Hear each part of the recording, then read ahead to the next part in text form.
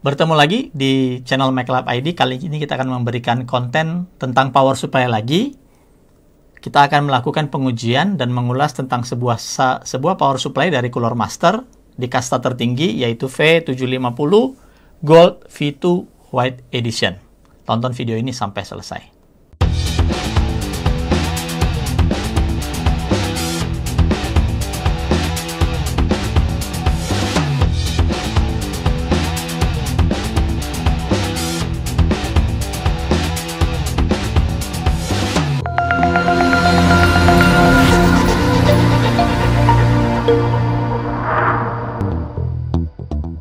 Kita semua bisa melihat 750 watt ini ada di bawah, jadi bisa mengangkat atau 550 master watt di atas dari V750, atau kalau biasanya itu dibuat begini juga bisa. Dia sering sekali jadi istilah di atas atau bisa ngangkat ya. Oke, kita akan ulas yang ini, yang masih dalam plastik tertutup. Ini adalah power supply kasta, salah satu kasta tertinggi yang ada dari Cooler Master, berkapasitas 750 watt, kemudian memiliki sertifikasi 80 plus gold, dan garansi 10 tahun. Mari kita lihat apa isi dari power supply ini. Kita buka.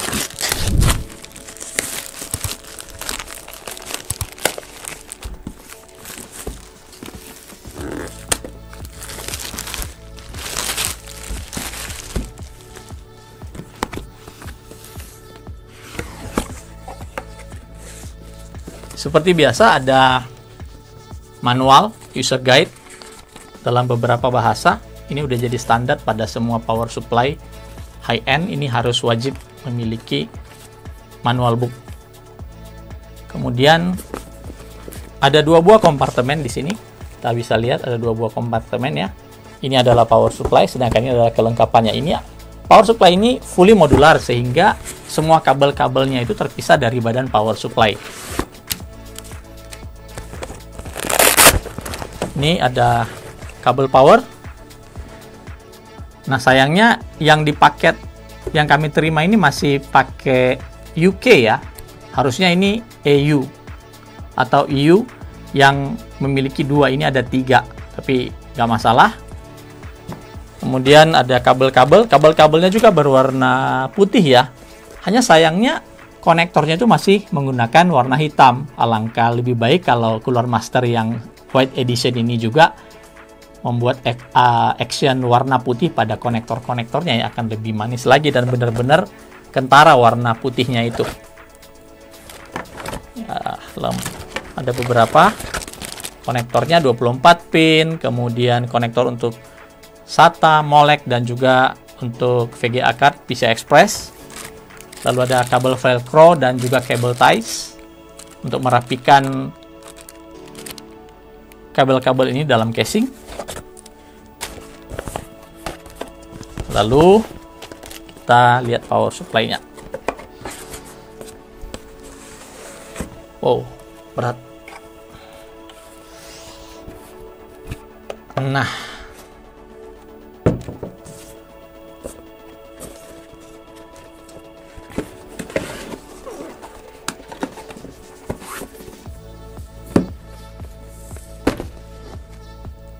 ini adalah power supply Cooler Master V750 Gold V2 White Edition.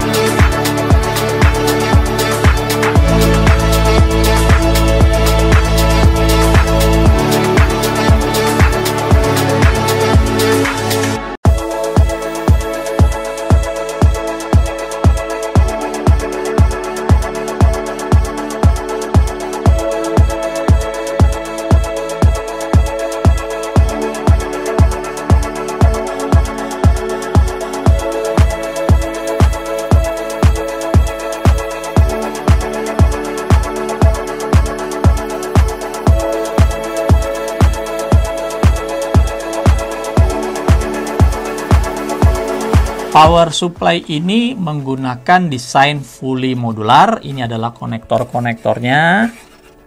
Ya. Lalu dia memiliki efisiensi 80 plus gold yang bisa pada dua input, baik itu 110 atau 115 volt dan juga 230 volt, jadi full range.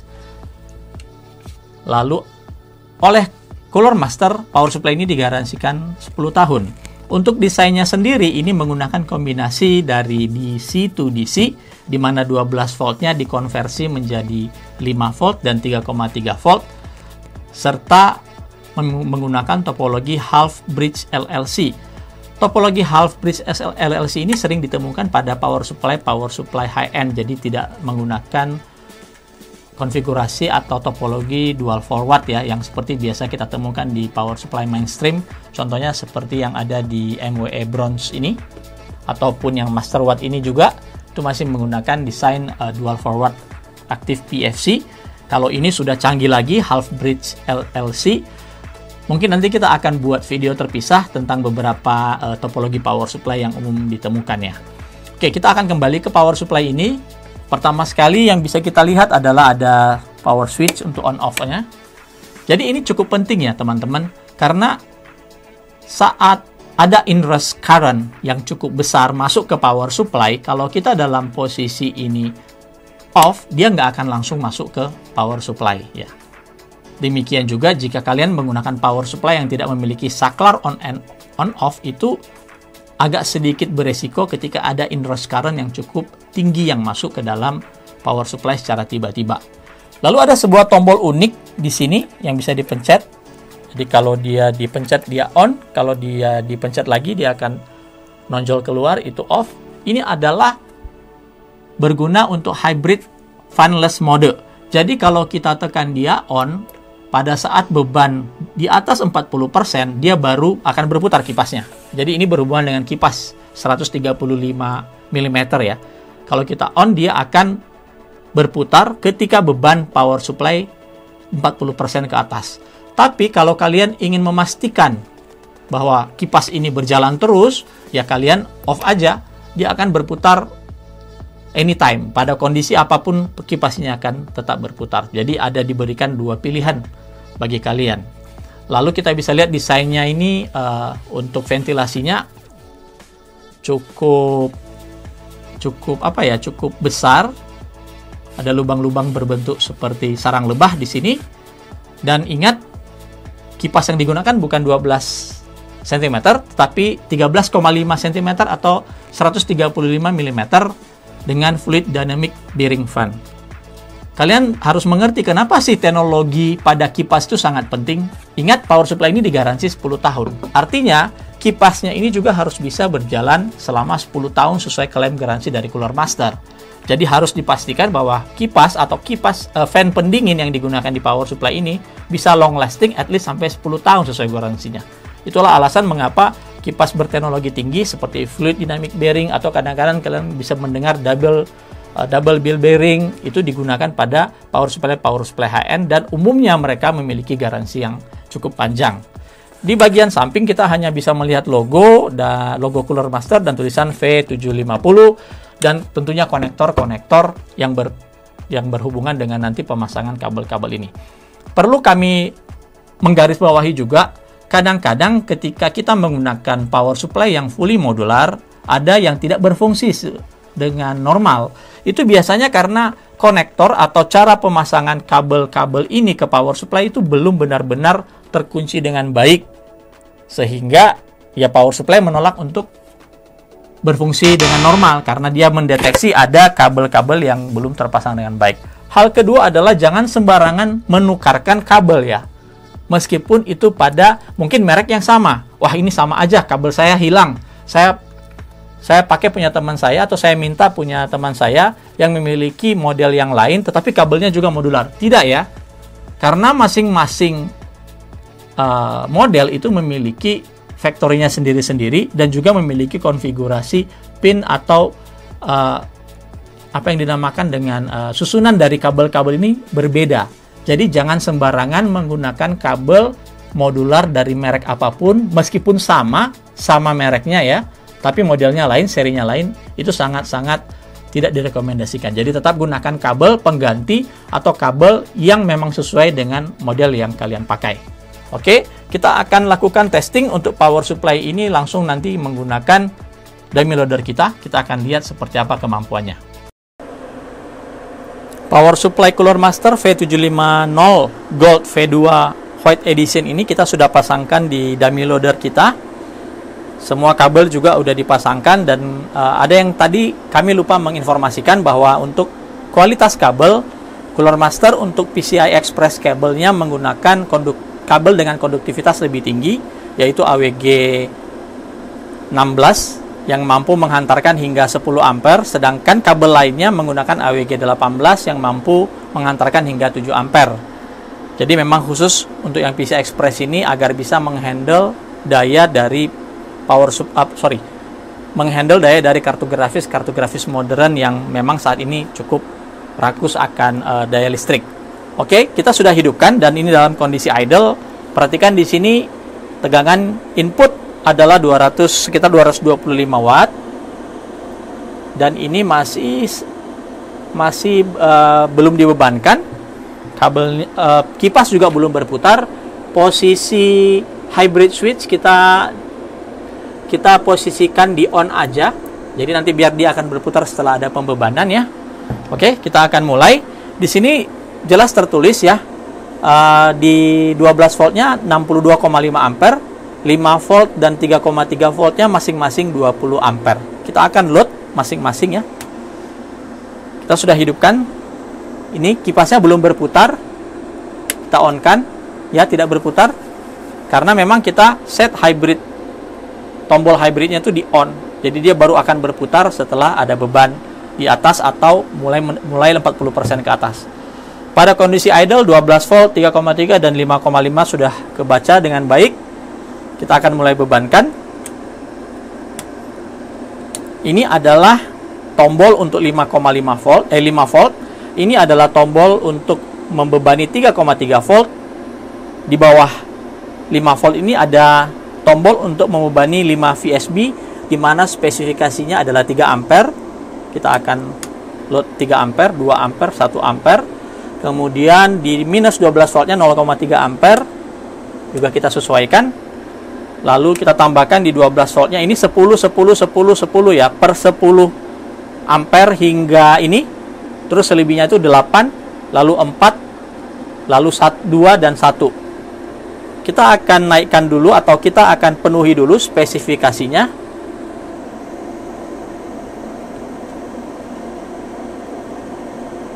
Sebentar. Ya, ini sudah 366 watt yang ditarik untuk untuk load 20 ampere di 12 volt dan 8 ampere di 5 volt dan 3,3. Terus kita bebankan sesuai spesifikasi 20 ampere masing-masing di 5 dan 3,3 volt.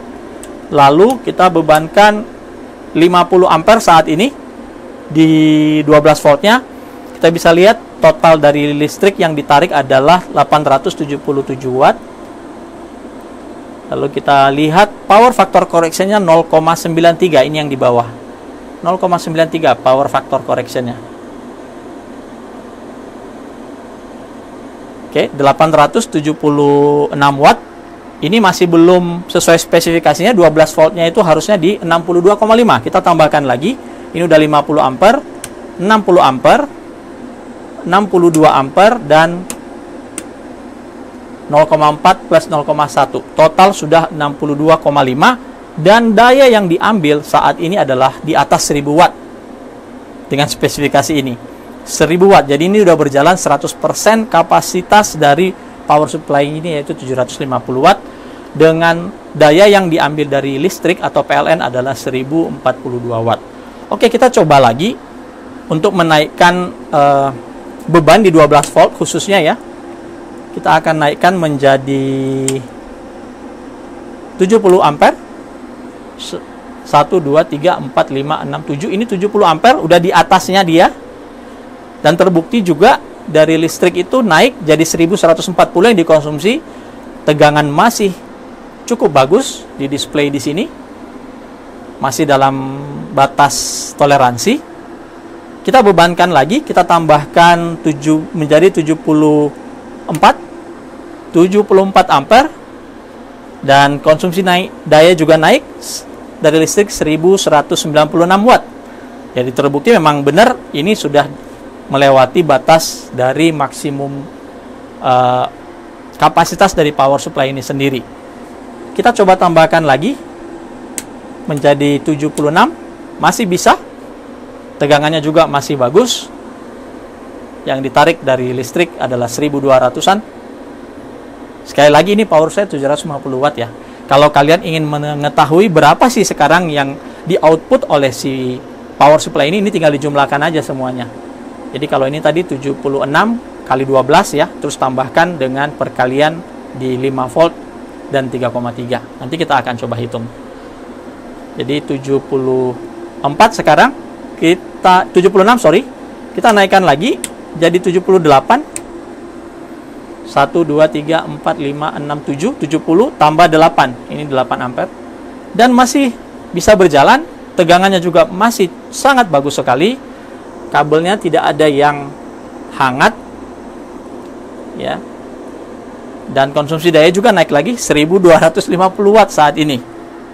1250 watt. Mari kita coba lagi, kita bebankan lagi yang tinggi. Kita coba 80 ampere deh. 80 ampere di 12 volt. 1282 watt saat ini. Masih berjalan dengan baik. Kita lihat penunjukan masing-masing rail masih di dalam toleransi. Jadi sangat cukup baik ya ini ya. Power supply 750 watt V2 ini dari Cooler Master. Oke, kita naikkan lagi. Ini sudah 80 ampere. Kita naikkan jadi 84 ampere. Naik lagi 1339 watt. Tegangan juga masih sangat bagus sekali. Ya, masih sangat bagus sekali. Ya. Oke, sepertinya tes kita sudah melebihi dari apa yang seharusnya, dan kipasnya sekarang sudah berputar dengan full speed nih. Sudah berputar dengan full speed. Tidak ada bagian yang yang panas di bagian sini, tidak ada. Masih sangat normal sekali, seakan-akan dia belum dibebankan lebih dari kapasitasnya dia. Tadi kita sudah bersama-sama melihat sendiri pengujian pembebanan pada power supply Cooler Master V750 Gold V2 White Edition. Sebenarnya ini sama persis dengan yang versi black, yang membedakan hanya coating warna putih pada bodi dan kabelnya saja sebenarnya. Jadi dalamnya menggunakan komponen yang sama. Dan tadi kami ada juga ketinggalan mengatakan, karena memang ini di dusnya juga tidak begitu di highlight, yaitu main kapasitor yang dipakai di power supply ini adalah Japanese kapasitor. Kami belum tahu mereknya apa, karena di sini juga tidak ada benar-benar di highlight. Hanya kami melihat di website. Kalau kalian melihat di websitenya, di linknya ada di description. Kalian bisa lihat nanti Cooler Master memberikan informasi bahwa yang digunakan di sini adalah main kapasitor dari buatan Jepang ya. Pribadi buat saya itu tidak menjadi satu bahwa power supply itu berkualitas, baik itu menggunakan kapasitor dari Jepang ataupun tidak ya, karena sebenarnya ada sejarah mengapa banyak power supply kalau diklaim itu kapasitornya buatan Jepang itu pasti bagus. Sedangkan kalian itu tidak akan bisa membuktikan kapasitor itu Jepang atau bukan kalau tidak membuka unitnya. Dan itu menjadi marketing yang sangat baik dilakukan ya. Dan saya melihat ada beberapa power supply yang mengklaim bahwa mereka itu menggunakan Japanese kapasitor, padahal kalau Anda lihat di websitenya sama sekali tidak disinggung tentang itu. Jadi kadang-kadang penjualnya yang menjual ke kita, baik itu di online ataupun di website, itu menuliskan bahwa power supply yang mereka jual itu adalah menggunakan Japanese kapasitor untuk meyakinkan kita sebagai konsumen. Namun kalau kalian melihat di websitenya vendor pembuat power supply tersebut, sama sekali tidak ada penjelasan tentang Japanese kapasitor. Oke, itu tentang kapasitor. Nanti mungkin ada kalau kalian tertarik ingin menyimak tentang kapasitor Jepang atau enggak ini, boleh dikomentari di kolom komentar. Oke, satu hal yang menarik ketika kita melakukan pengujian di power supply ini tadi, kami melakukan over capacity yang cukup besar sekali pada power supply ini. Dari 62,5 ampere di 12 volt, kami paksa untuk berjalan di 84 ampere. Kalau kita mengkalikan 84 ampere dikali 12, itu sudah ketemu 1008 watt, teman-teman. Jadi, di jalur 12 voltnya saja, sudah melebihi dari kapasitas dari spesifikasi power supply ini yang 750 watt. Dan kita juga tadi bisa lihat di video, kami tidak melakukan cut di video pengujiannya, itu berjalan apa adanya, tidak ada editing, tidak ada cut. Kita bisa melihat rail tegangan di 12 volt, 3,3 dan 5 volt itu sangat stabil sekali. Jadi memang untuk power supply yang menggunakan desain DC-to-DC, ketika mereka melakukan konversi atau power supply itu memiliki desain DC-to-DC 12 volt yang dikonversi jadi 5 dan 3,3, hal yang terpenting adalah memastikan bahwa output rel 12 voltnya itu benar-benar stabil dulu. Karena jika output 12 voltnya itu tidak stabil ketika dikonversi ke 5 dan 3,3 volt, maka ini akan mengikuti dari hasil 12 voltnya. Ingat, mereka itu kan dikonversi saja, bukan begitu AC masuk, listrik AC masuk langsung dibagi menjadi 3 jalur. Tetapi ketika listrik AC masuk, kalau DC-to-DC, dia akan dikonversi menjadi satu single rail tegangan DC 12 volt dulu. Kemudian baru dari 12 volt itu diturunkan ke 5 dan 3,3 volt.